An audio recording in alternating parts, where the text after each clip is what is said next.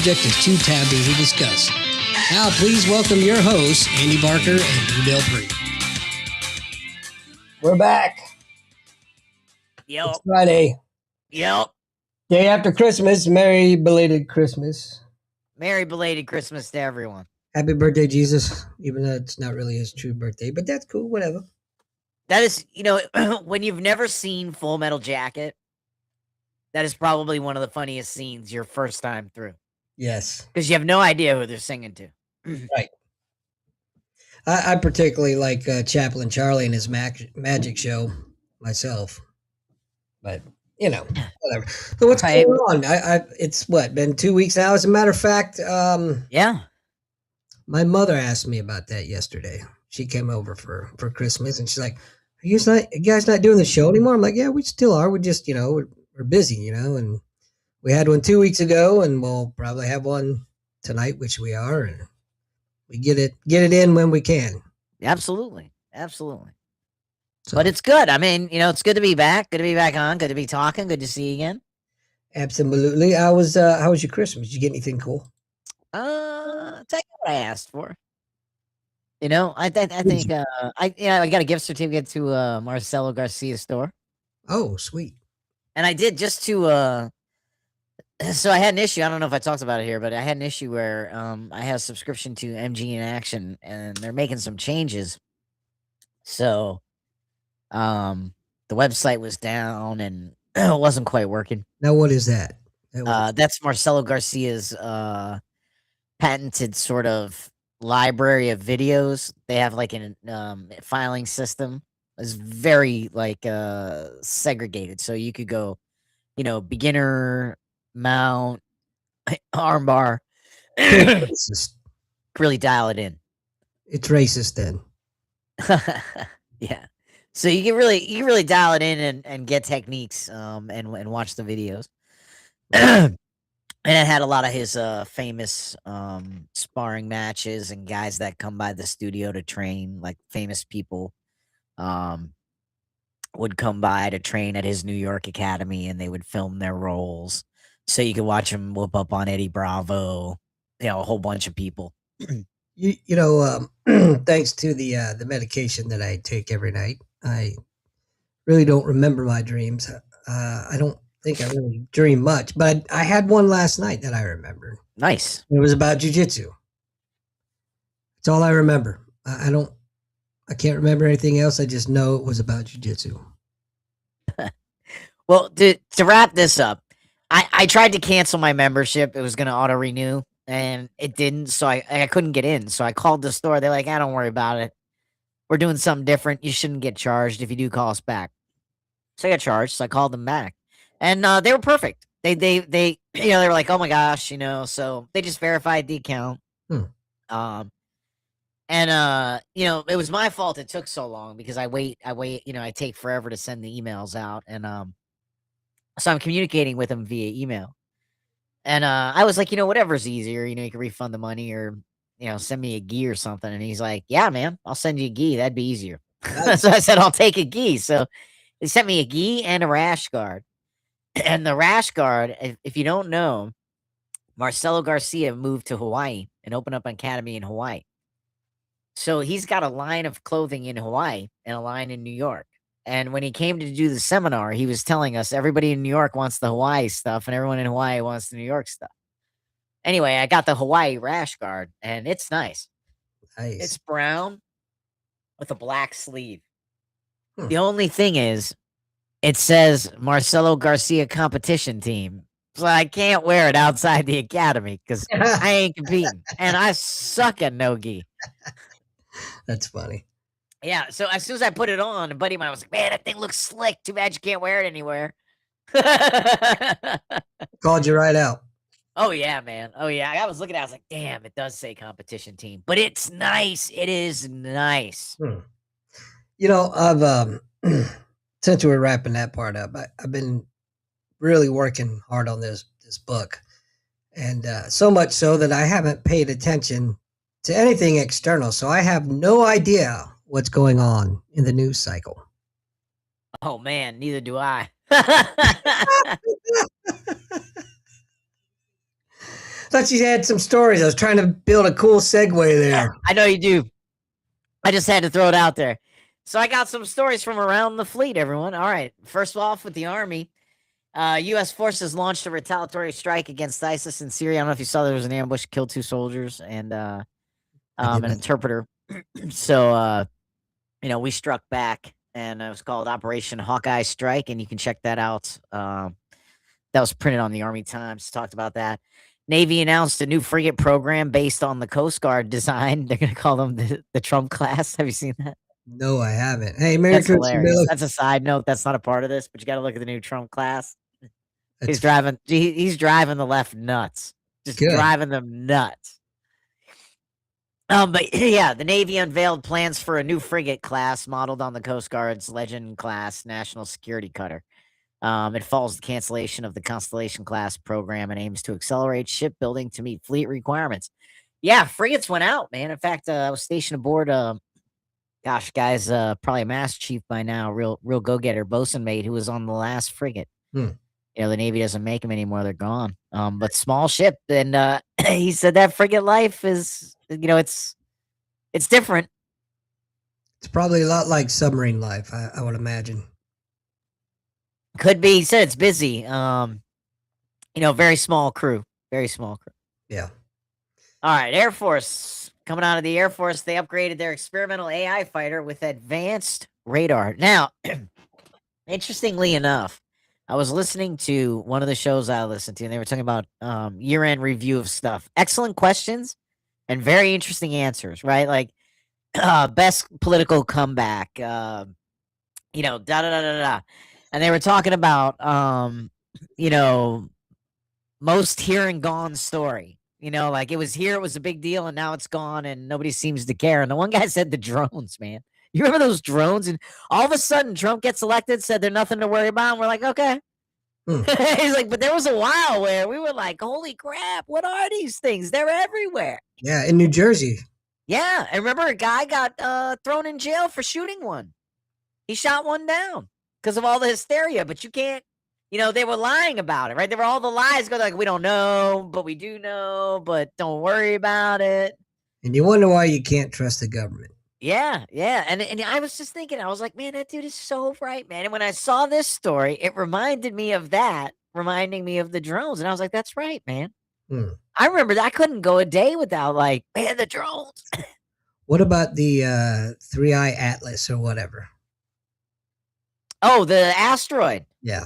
Yeah, I think people have heard everything they can hear about it. Now you just wait. It's already gone. It's already past us. Oh, did it? Yeah. See? I didn't even realize. So there's another one. Yeah. Yeah. It's insane. Like a lot of these things that come, how fast the news cycle moves nowadays, It was like that Abigail Spanberger that won the governor's race in Virginia when she was confronted by the candidate, her Republican opponent, Winston Earl Sears. No one ever. I mean, we just got to stop running bad candidates, man. Right? She was a milquetoast candidate to begin with. There was, nothing behind her until the AG screwed up. Remember that AG? Nobody knew who Winston Earl Sears was. Nobody knew that race was even happening until the AG's text messages threatening the other AG showed up. That's right. And then they still elect that AG who believes, you'll never learn until it hurts. Right. So good on you, Virginia. And then you elected the CIA operative, the former, yeah, okay. Like she didn't put a thumb drive in day one. Right. The CIA if you live in Virginia, the CIA has everything on it. They know everything about you, man. I mean, they know everything about me, and I live in Pennsylvania, but I'm just saying, if you're in Virginia, they absolutely have your number. They probably know what your lottery picks are. Probably. I mean, you think she's not a former agent, and she's not in that office not communicating with them. Look at Ventura. Ventura went on the record and said in every governor's office is a CIA agent. Yeah, you just elected this one. Anyway, she sat there when confronted by Sears, said, do you support this? What if they were your children? She just sat there quietly because she knew this will be out of the news in a week. I don't even care. She didn't say anything because she didn't have to say anything because she knows you're just stupid, I'm not and gonna you proved her say right. I'm not gonna say Democrats are stupid. They're just insane. I just like it's just so funny to me, like that you just think you know, like it would have been better under Kamala Harris. Like we would absolutely like Keir Starmer um just told the European Union, yeah, we're doing digital IDs. I don't care what the people think. They got a petition. Millions of people signed a petition and submitted it. He was like, that's cool. Yeah. You're getting a digital ID. You're locking down. We're going to a world government, and that means I'm traveling around the world. You're in your 15-minute city. You know? But honestly, you know what? I don't know if I want to travel the world. Not the way things are nowadays. Well, you know, that was fascinating. Somebody said, you know, I'm not like they were talking about you know, how they're not really sure how such a small piece of land, Europe, is still somehow able to pit the two most powerful forces on earth against each other over their safety. It's that old money. And what the interesting thing, right? And what the person said was, and what I can't understand is he goes, why we do it when it seems apparent, especially today, that the European Union would do exactly what Putin does to his citizens if they could. Like they're throwing people in jail for speech. Yep. You know, they're stopping visas. They're not. Keir Starmer is openly saying we're going to end jury trials for all crimes except capital crimes. Well, it's too expensive. It's too expensive. Jesus. And I encourage everyone, watch the 60 Minutes interview with the German police about policing free speech, and just that they're not going to stop that. Those police they believe it. Well, They're on there saying yes, 100%. You should arrest people for typing things on the internet. Absolutely. what's the reinvention of the Stasi, man? Yeah. Yeah, they asked them like, why is it worse on the internet than saying it in person? They're like, oh, you say it in person, you can brush it off, walk away, but on the internet, you can pull that up. That could be sent to you multiple times. You could see that every day. That's forever. The internet's forever. You Hmm. should absolutely be arrested and do jail time if you cause harm on the internet. Hate speech. Wow. Oh yeah, man. You gotta watch it. They believe it. They love it. They're like, yeah, hell yeah. And in fact, when this interview's over, I'm gonna go get some more. I'm gonna go arrest some more. You know, Piers Morgan was hit with it. Russia arrested 4,000 people for speech violations. Europe, 12,000. Holy shit. 12,000 in 2024 arrested and jailed or fined for speech violations in 2024. Piers Morgan didn't believe it, and then his producer shot in his ear, and he was like, "Oh, Damn. yeah." And if the majority of the Democrats get their way, then that's exactly where we're heading. Well, Because they're all about they absolutely would have done it. I mean, you had ESG, right? Environmental science or environmental social governance scoring. Mhm.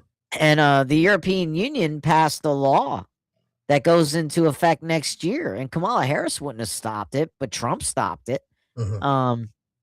Saying that if you're going to do business in the European Union, you have to have carbon neutral downstream as well. Meaning, if Microsoft wants to sell computers in Europe, then you know the farmer that I don't know the miner that mines the cobalt for the battery, if it still uses cobalt, there's gonna be 1,000 people are gonna write. I can see it already. You Mhm.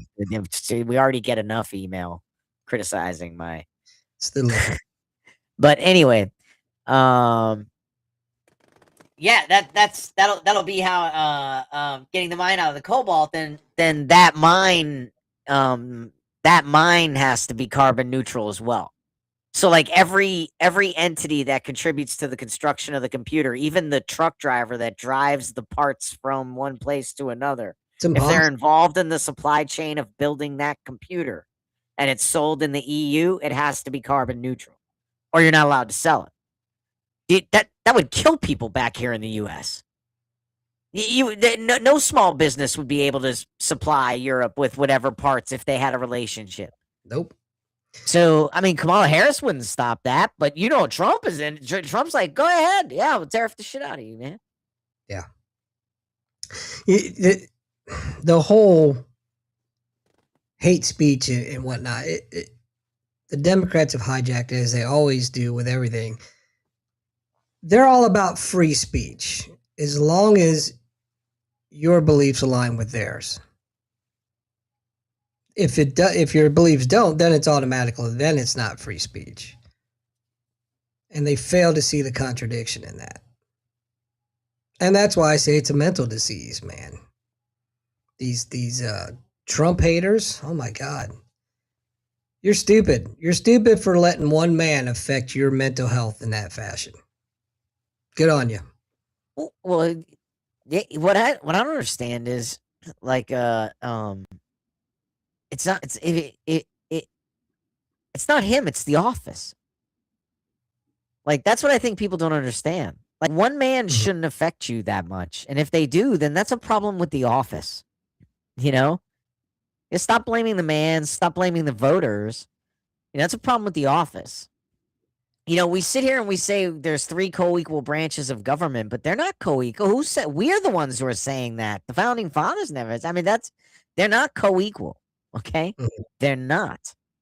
Right? They're not designed. No. The judiciary has no ability to enforce its rulings. All it does really is offer opinion. Out of tradition and respect, we honor it, but they have no way to enforce it. Congress can impeach the president. The president can't impeach a member of Congress. Right. These are not co-equal branches. That they're not, and they're not meant to be that way. Now he's the chief executive; he can issue things like that, executive orders and restructure things that function under the executive branch. He's in charge; he's the chief. But they're not co-equal branches of government. They're different. They run differently, and they're not running the way they were at the founding, right? I mean, senators used to be appointed by the state legislatures because they were supposed to go there and look out for the state. Right. They weren't there to look out for the people. They were there to look out for the state. The people's house, the representatives, they were there to look out for the people, right? That's why bills start in the House. This is what the people want. And then it goes to the Senate, and the Senate says, wait. They look at the big picture and go, hey, wait a minute. The state doesn't operate like that.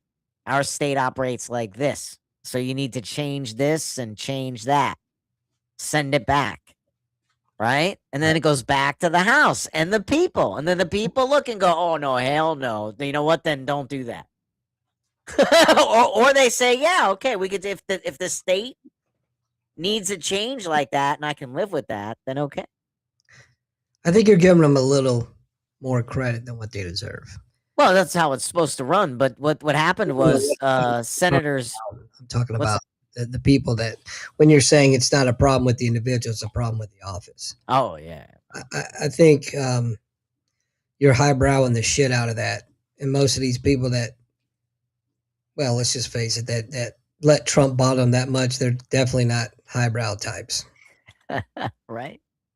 Just saying. Right.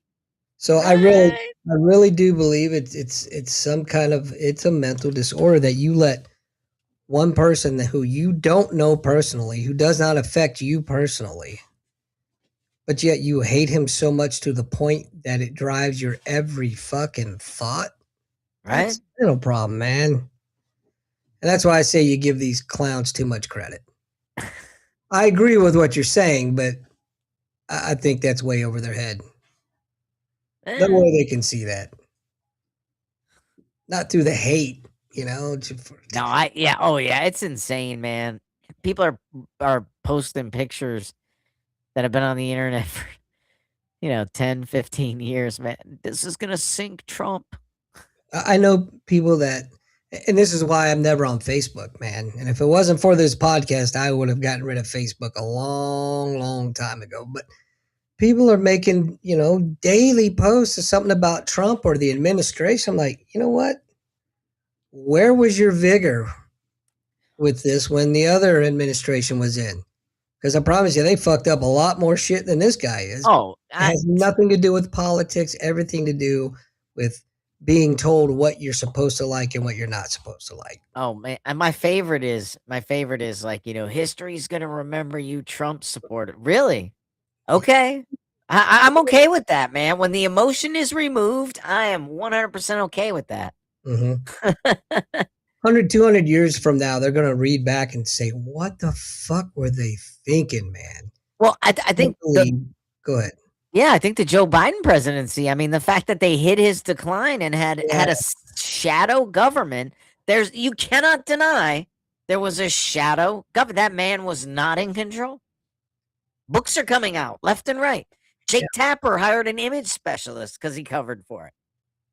Everybody knows it. Those that are claiming it are in the know. Those that are in denial it's just that. And they do know that was the case. And in 200 years from now, when they read this history, they're going to be like, holy smokes, they pulled one over on the people. And just like you said, the emotion's going to be gone. So it's going to read for exactly what it is. Yeah, I think too. You look at like Jake Tapper's book, right? That wasn't written for you and me. We know he's a fool. We know he's a liar. That was written for his son. Yeah. After he's dead and his reputation is looked at without emotion, maybe they'll consider what's in that book, and it'll help a little bit. But that book wasn't written for us. We know he's a fraud. Yeah. Jake Tapper's a fraud. He is 100% a Democrat sitting behind a desk pushing an agenda. He's a fraud. He sits behind that desk every night pretending not to editorialize while editorializing. Come on. Did you see the Megyn Kelly interview with him? Oh. She ripped him a new asshole. I might have listened to a little bit of it. And he tried to backtrack, and she called him out on it right then and there. Yeah. And it's stupid, man. Yes. He should look stupid.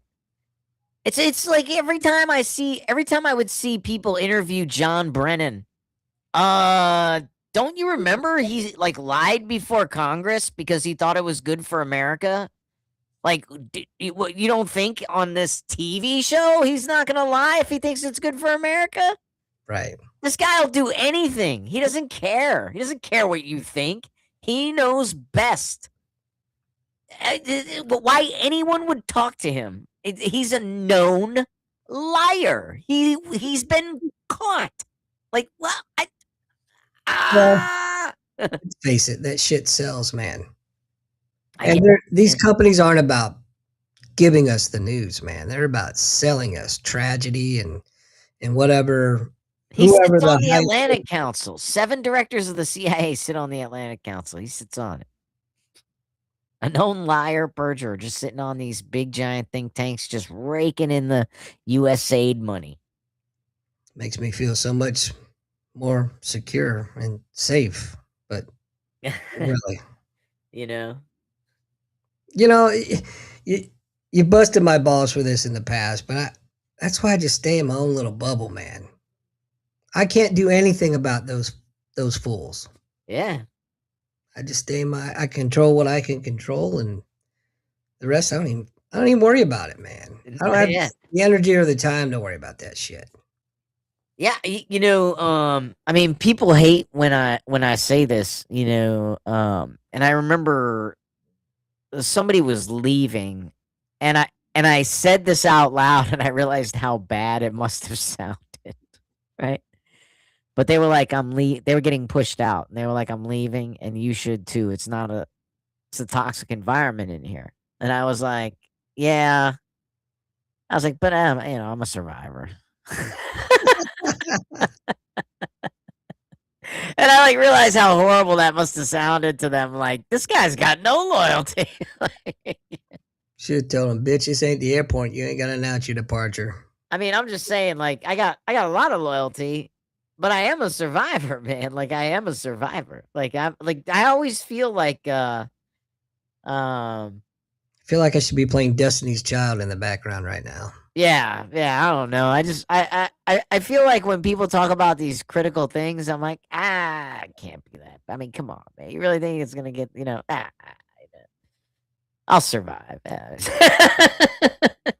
That's pretty much the way I see it. Yeah, and then somebody was like, what about your wife and kid one time?" Now that did catch me off guard. I was like, I never. I was like, so messed up. I never think of them when I think of surviving. I have, and you know what my plan is? They're on Eat the first- boy. No, no, I'm just kidding. they're on the first flight to the Philippines, man. Oh, Seriously. I hear you. If things get that bad here, Oh, in America, yeah. yeah, they're gone. That's then my so my kid was telling me he might get stationed in Japan. He got orders to the ship if it doesn't get delayed. He said, "So I have orders to Japan." I said, "No, you have orders to the ship, wherever the ship is. It might be in Japan now." See, did he get orders to? Oh, the Washington. Oh, yeah, that'll change in every about 5 years. Yeah, but I was just like, you have orders wherever the ship is. You don't have orders to Japan. If it's in Japan, it's great. You're gonna have a great time. He's like, that would be like full circle. I was born there. He was born there Oh wow, in that hospital on 3AOB. no shit. Oh yeah, I was born on 3AOB, and he said I'd get the station there. I said, yeah, that'd be really, really cool. That would be cool. Wow, I avoided that floor like the plague. So I was on duty one night when a baby was born mixed race to a same race couple. Oh, And we had to call security because they smashed the ultrasound machine. This was back in the 90s. kind of hard to fault them for that. Oh, man. I had heard, and you don't believe it. And then I saw it. And yeah, I had to call security. You know, that's what a lot of people don't realize about that base is it's not very big. Nope. Word gets around real fucking quick. That man was mad. And he smashed the ultrasound machine. And he was going to smash some more stuff. And we were able to hold him. And security was able to come. And I don't know what happened after that. I gave my statement and I just kind of thought to myself, Do this is stone gonna out. be great. Like, is this the Navy? Like, is this like I had so many times in my first duty station was like, this can't be real. This can't be real. And then you found out it was. Like, It's no like way. the Navy's like one big Jerry Springer episode. It's crazy. Oh man, we're getting ready to get back into it, Billy. He asked about Andy's baseball team. Yeah, we're heading second week of January, getting back into it. So we're gonna hold some more tryouts and maybe do some decent things this season. Probably not, but maybe we'll do some decent things this season. I gotta start studying. Studying, Yeah, like just the rules and Oh, getting yeah, ready yeah, for the season. brushing up, not studying. January, February, March. Yeah. I renewed already. You know, I don't think I'm going to be able to do a whole lot of umpiring this year. Well, you're coaching. Exactly. And that's taken, golly, sometimes I wish I wouldn't have raised my hand, but I'm a glutton for punishment, I guess. Yeah. I just didn't want to see Liam have to go try out for yet another team because of this team dissolved. So, Yeah, it's noble. I don't know if I'm hurting him, holding him back, or helping, but whatever. He's trying out. They're resilient. February. There's the tryouts for the high school team. So Nice. Now he's in high school, freshman. yeah, Nice. so he's trying out for the freshman team. He's been doing everything he's supposed to be doing. You know, he's going to his batting coach. He shows up to their. He's not even part of the team, but they have their little team workouts a couple weeks or a couple days during the week. He shows up for them. We've had a couple, you know, like open fields, kind of like open mat in jiu-jitsu. He showed up for that. He's getting out there. The varsity players are starting to see his face, the coaches. So Yeah. we'll see. He's doing what he needs to do, but and I believe and I know that he's got the talent to make the team. It's who shows up that day. I hear you. Yeah. So we'll see. And that's why I'm glad I'm not going to be anywhere around it. I was thinking I have to go attend, 2 association meetings before he can start umpiring for the state.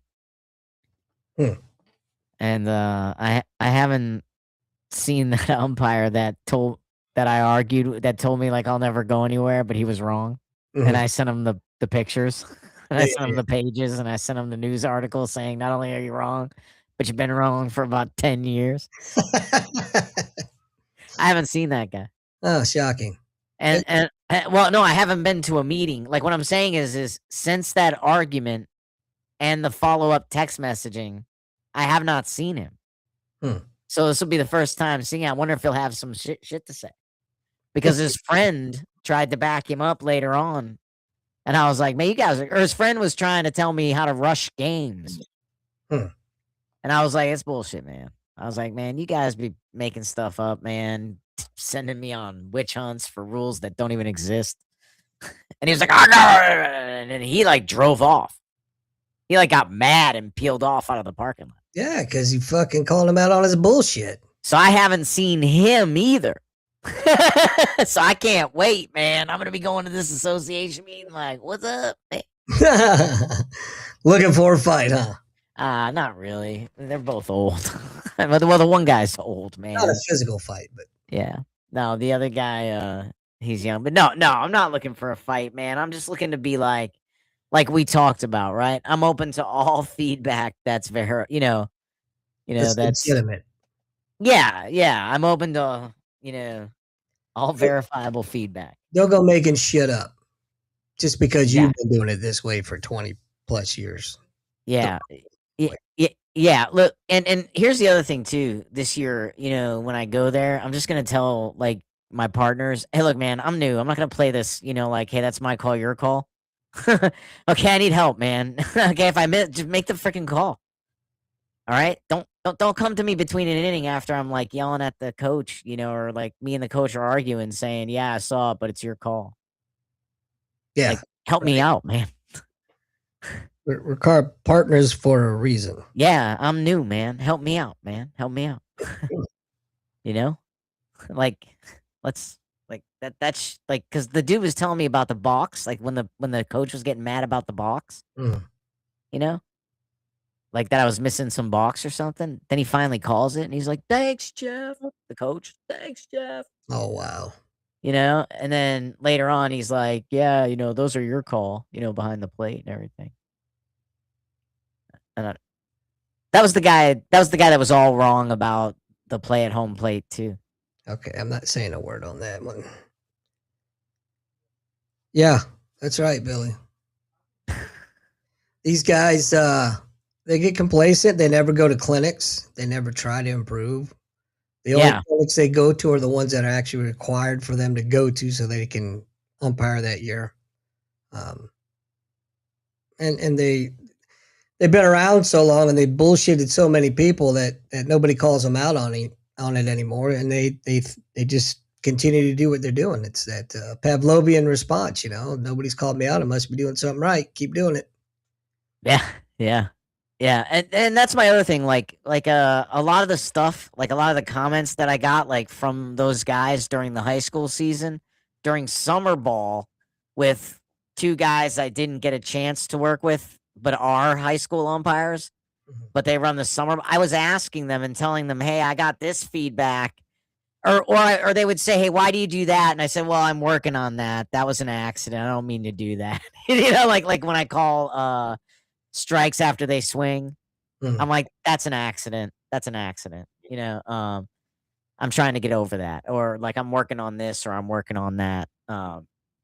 Whatever. But a lot of times, a lot of the feedback I gave them, they were like, I wouldn't have said that. That's personal preference, but I don't care, man. Yeah. It doesn't matter to me that you do it that. I don't care. It's personal preference. That seems like a preference thing. Yeah. It's this false sense of power and control, That's what it is. These dudes are probably cucks in their real lives, and being an umpire is the only control that they have. Yeah, it's possible. I like the older guys though. Like I really like them. The assigner likes me. The secretary likes me. The president doesn't know me. And I've only worked with a couple of the members, Hmm. So Yeah, that'll change. yeah, I think so, man. I enjoy it. I enjoy doing it. I'm interested in getting better, I'm interested in learning. I seem to be okay, when I'm on the bases and I'm behind the plate. Mhm. But that's me not that's I'm not doing a lot of high school ball though. It's a lot of lower level ball, you know? Sure. So Well, like Richie told me, it doesn't matter what level, just be the best at it. yeah. That's my thing is, when I listened to that guy, I liked when the guest speaker spoke at our Wounded Warrior Umpire Academy. He's the NCAA assigner. And he said, sometimes you have to have a talk with somebody like, hey, this game's just too fast for you. Mhm. This level's just too fast for you. And he goes, and it's just that matter. He goes, I told a guy the other day, and he just, he hadn't been doing well, but he was constantly trying to get in the schedule and getting mad. And finally had to tell him, like, hey, man, game's too fast for you. Gotta, you're not keeping up. Yeah. He's like, because one guy was asking about age and different things with age. But I was thinking about that. I was like, you know what? Let me pay attention to that. When I get these high school games, let me pay attention to that. And if it's something I feel like I can make up with experience, then I'm going to stay there. But, if then you know what? I'm not going to waste anybody's time. I enjoy the lower levels. I enjoy middle school. Man, you know what I mean? If they That's need help up in high school, I'll keep going. But, that's all that matters, man. I yeah. think a lot of times and I hesitate to say this, but I'm going to anyway. Even within WWA, a lot of times it feels like it turns into a big dick measuring contest with what level you working. Oh yeah, well I'm working this level, and I think Yeah. that kind of takes the spirit out of what we're trying to do. Sometimes I don't know, just the way Yeah. Yeah. Yeah.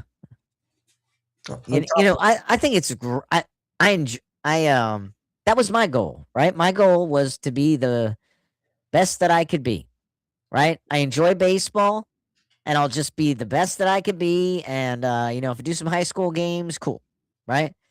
And so I did some high school games. So now it's just, okay, just be the best that I could be. I'd like to do one college game, would be a bucket list thing. But you know what? I don't need to do that. I really feel like I'm good. I enjoy what I'm doing. I enjoy where I'm at. Billy. I don't not there's not one particular college game I'd like to do, Billy. I just would like to do a college game. So if I I'm I don't picking, know. Even if I did like a scrimmage over at Robert Morris. I'm picking up what he's putting down. That's not what he's talking about. Oh, well that's what I'm saying. I'll tell you Uh, offline later. anyway, I just, but I think the people that have goals to make a career out of it, I think the fact that the camp lights that kind of fire in those people is a testament to the camp. Sure. Now, that's a testament to those people. No, but I think that's a great thing. I really enjoy it. I do too. And I've said it many times. I like doing high school. It's a faster game. It's better baseball. But I get more enjoyment out of the lower level, the teaching phases. Yeah, that's fun. It's a much slower game, and sometimes, man, sometimes it's hard coming from a high school game right behind the dish on a little league game. You're like, holy smokes, I could take a nap from the time it takes to pitch to get to the mitt, But yeah, if you're having fun with it, stick to it. There Some shouldn't be any pressure to try to move up into some type of organization where you're, like you said, just not ready for it yet. right. Right. So sometimes when I'm with the little kids and there's a dribbler like that goes foul and the third baseman's looking at it, I'm like, you gotta touch it, man. I'm like, you gotta touch it. Go touch Yeah, it. yeah. And he'll walk over and as soon as he touches it, I'm like, foul ball. It's scared of And they're like, oh, John. The parents love it. It's hilarious. I'm like, you gotta touch it, man. You can't let it go. You gotta touch it. Foul ball. But and that's how they learn, man. And it's our job to, teach them those issues. It's not our job to teach them how to play, but So there's a guy, and I take it as a compliment. I think only one person, if I'm to be honest, meant it not as a compliment. Everyone else has meant it as a compliment. Um, but there was a guy that passed away that they called Broadway Joe. And everyone my age played when Broadway Joe umpired. So all the dads are the ones who come and tell me. I remind them of Broadway Joe. oh wow, The younger dads say my brother played when Broadway Joe umpired before he passed away. Like, so people know this guy, right? So they all say I remind them of Broadway Joe. Keep doing it. nice. But he would like hang a strike. Steer right. Like I don't do that, but I'm very loud. I'm like, steer right. I'm real loud with it. So no one else is loud.